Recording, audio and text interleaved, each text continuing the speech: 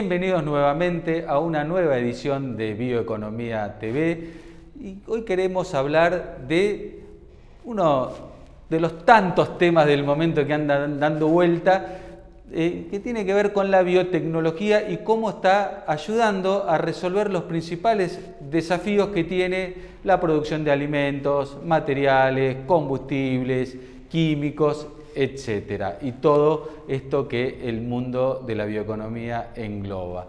Y nos vamos a comunicar con Paco Perebrea, quien es gerente de marketing de NK Semillas, una compañía, entiendo yo, del grupo Syngenta, pero que seguramente Paco nos va a poder aclarar cuál es el vínculo entre las dos empresas. Los invito a ir rapidito a la presentación del programa y enseguida ya estamos con Paco, que ya está en línea.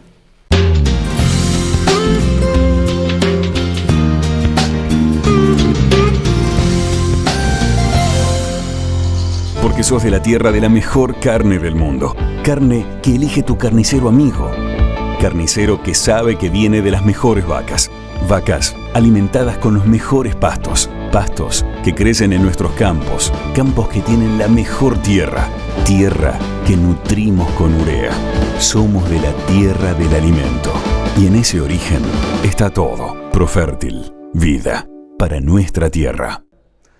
Hola Paco, muchísimas gracias por recibirnos. Y bueno, vos sabés que yo hasta hace un tiempo era un productor agropecuario, teníamos un campito familiar donde hacíamos algo de tambo y agricultura y sembrábamos maíces Syngenta, pero y mi vieja siempre me decía que antes eran NK, ahora aparece de vuelta NK. Contame un poquito cuál es NK, Syngenta y cómo se relacionan las dos marcas. Mira, NK es la marca global de semillas de Syngenta.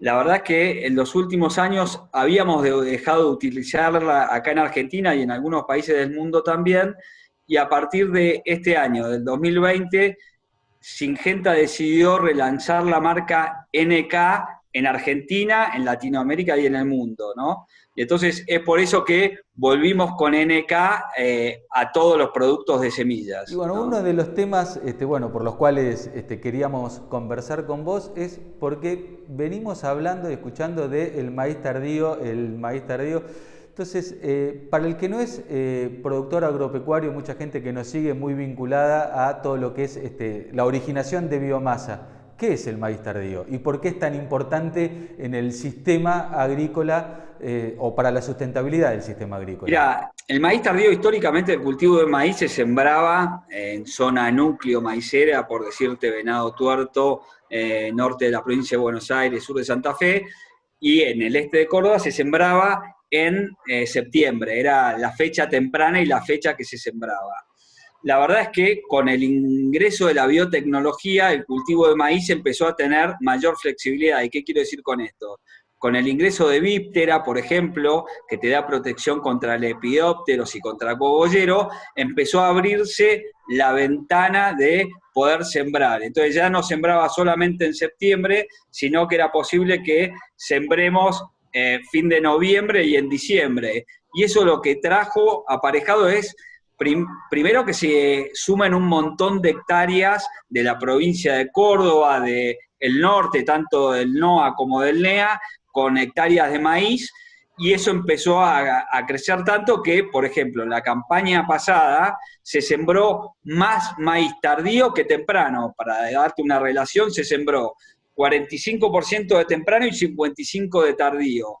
Y a su vez empezó a darle flexibilidad al cultivo. ¿Por qué? Porque si nos ponemos a pensar este año, que fue un año que toda la primavera fue seca y septiembre, que era el mes óptimo para sembrar maíz, los lotes no tenían humedad, entonces el productor no podía sembrar, hoy por hoy tiene la posibilidad de sembrarlo de manera tardía, y es por eso que seguramente este año la proporción todavía de maíz tardío crezca aún más, ¿no? ¿Cuál es la ventaja de esto? Primero, que todos sabemos que en la rotación es importante tener mayor cantidad de gramíneas que leguminosas, porque son los que le dan estructura al suelo y lo que dan que una rotación sea sustentable en el tiempo. Entonces, en la manera que nosotros tengamos un cultivo como el maíz, que empieza a tener, digamos, flexibilidad para sembrar y no lo condiciona al productor, le está permitiendo que tenga cada vez más una rotación que es más sustentable en el tiempo y que a su vez el productor tenga flexibilidad de manejo, ¿no? Cuando hablamos de biotecnología, muchas veces hay mucha gente que se asusta y pone el grito en el cielo y te dice, no, biotecnología, pero bueno, por otro lado, digamos, hay que, entendemos que es la forma que nos permitió dar el salto productivo y acotar un poco los riesgos de tener malas cosechas o... ¿Cómo podemos convencer a la gente de que la biotecnología es buena, que quizás lo que hay que ver es cómo aplicarla? Mirá, digamos, de DNK obviamente que tenemos dos compromisos. Uno con la mejora genética, pero otro también es con la tecnología. De hecho, la tecnología víptera, digamos, nació en Argentina, si querés, de la mano de NK, y en el mundo hay otros eventos que también aportan, por ejemplo, como hablábamos hoy de Enogen, que mejora la eficiencia, si querés, de conversión para utilizar el maíz en la producción de etanol, ¿no? La verdad es que cuando nos ponemos a pensar en biotecnología es cómo ayuda para que produzcamos más con la misma unidad de superficie de tierra. Y si te doy un ejemplo es, hoy por hoy se puede sembrar maíz tardío porque la planta tiene protección a través del evento víptera, que como te decía es de NK, que le permite, digamos, mantener el rendimiento aún en situaciones adversas de ataque de insectos. Y eso que le permite es que al productor le sigue siendo negocio sembrar maíz, aún así que, digamos, la fecha no sea la óptima. Y eso lo que permite es lo que te decía, primero, que sea negocio para el productor, que sea inocuo para el que lo consume, porque de hecho para que un evento biotecnológico sea aprobado, pasa por un montón de controles y de entes reguladores a nivel global que permiten y que se hacen estudios suficientes para que es inocuo para, digamos, para el consumo humano.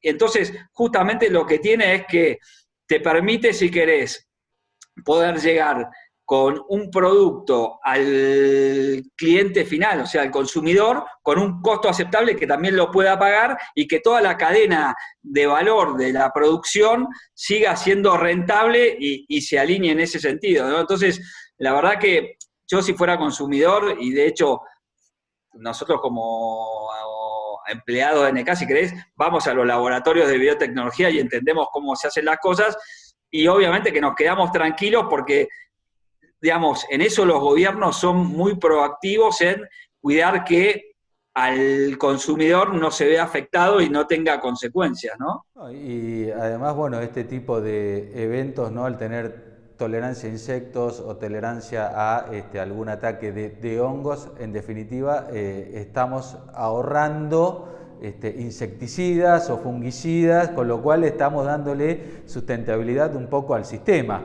Pero me quiero quedar... 100% de acuerdo, y sorry que te interrumpa, pero la verdad es que en el norte el maíz era un cultivo que no se podía hacer o que estaba reducido a una superficie muy chica, porque además la cantidad de aplicaciones de insecticida que había que hacer eran entre 5 y 10 aplicaciones, dependiendo la cantidad de ataque que tuvieses. Entonces, imagínate eso, la contaminación que va en el grano directamente que vos consumís. De esta manera, y además de la contaminación del suelo y toda la...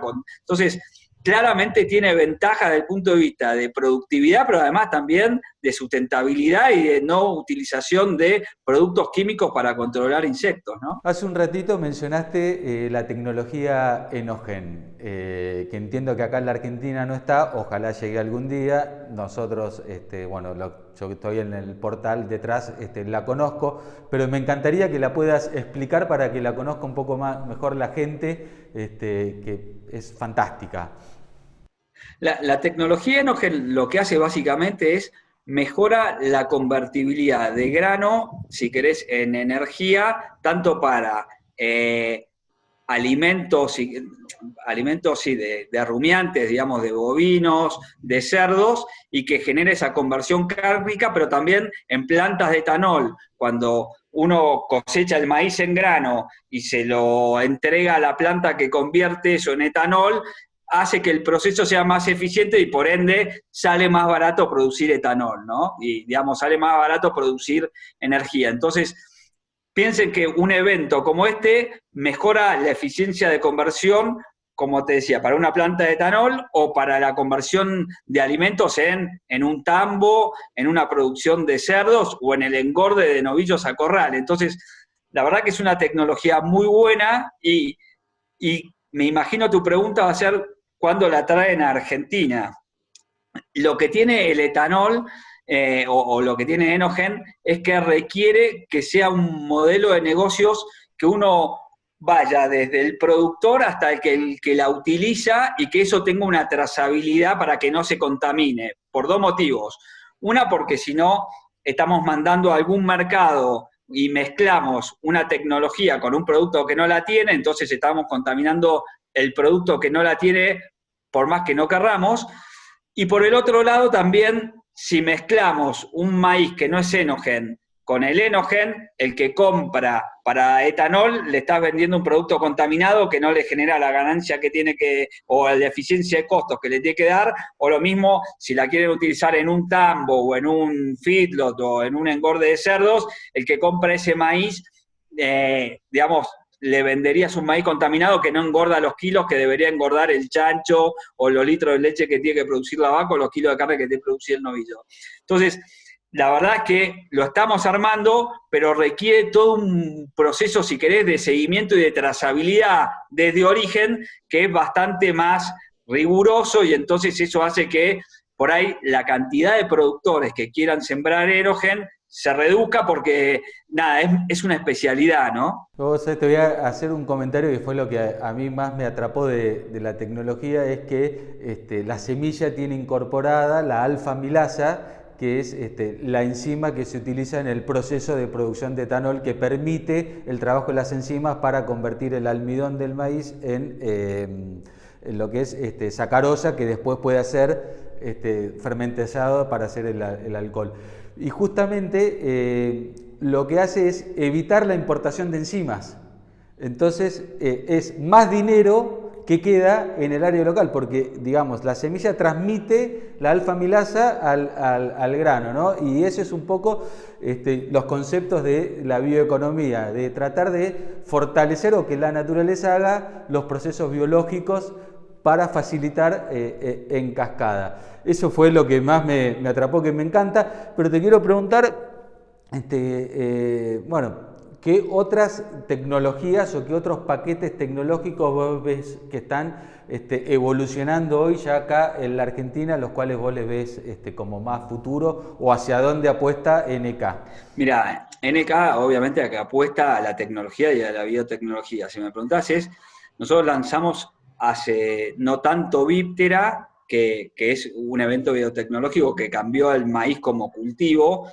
Estamos analizando para traer Enogen, la verdad que entendemos que también va a empezar a cambiar el maíz, no solo desde el punto de vista productivo, sino que para las zonas, si querés, que están lejanas a Puerto, la verdad que empieza a ser una variable que empieza a aportar, y lo que entendemos que en ese sentido, si prospera este proyecto, obviamente mejoraría la probabilidad o la cantidad de hectáreas de maíz que se siembren lejanas a Puerto. Después, la verdad es que hay muchos otros eventos que estamos evaluando. Vos sabés que desarrollar un evento biotecnológico lleva más o menos 10 años, y la verdad es que como todo proceso de desarrollo, el 90% de los proyectos se caen. O sea que tenemos muchos en gatera, pero si te tengo que decir uno, la verdad que sería medio arriesgado, porque en líneas generales tienen todos más probabilidad de caerse que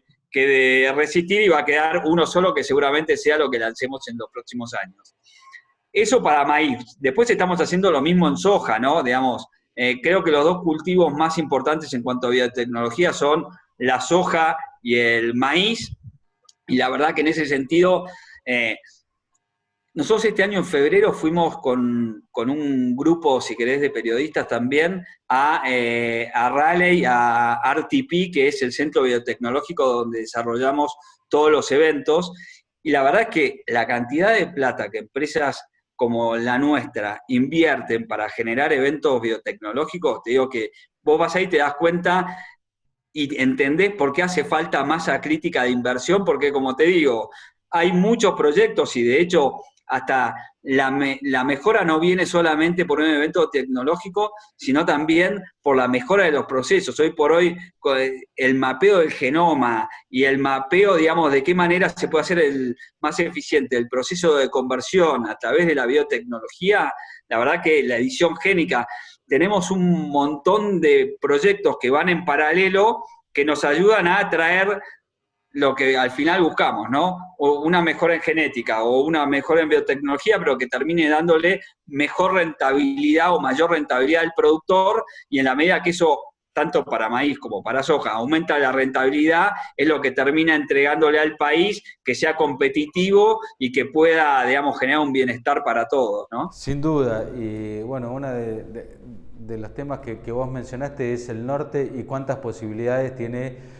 el norte hoy para, hablando, ¿no? Volviendo al tema etanol, poder integrar la producción de etanol de caña de azúcar con maíz fuera del periodo de zafra, que hoy es inviable o muy difícil producir maíz en el norte por tener que transportarlo 2.500 kilómetros hasta el puerto, y eso abriría las puertas, no solo eso, sino a todo lo que viene después, que son los subproductos para el desarrollo de la ganadería u otro tipo de actividades que también están vinculadas. O sea, es un panorama enorme de todo este mundo nuevo que se está viniendo hacia la mayor sustentabilidad y la biotecnología. Si imaginamos cómo vamos a alimentar al mundo de acá a 2 o 3 décadas, sin lugar a dudas va a estar la biotecnología en el medio, ¿no? Es que totalmente, y yo creo que los últimos 10 años son los que empezaron a mostrar estas cosas, ¿no? Pensemos que, de hecho, NK fue la que trajo el BT a Argentina en el año 96, o sea, ni siquiera antes, 94, o sea, hace un montón de tiempo.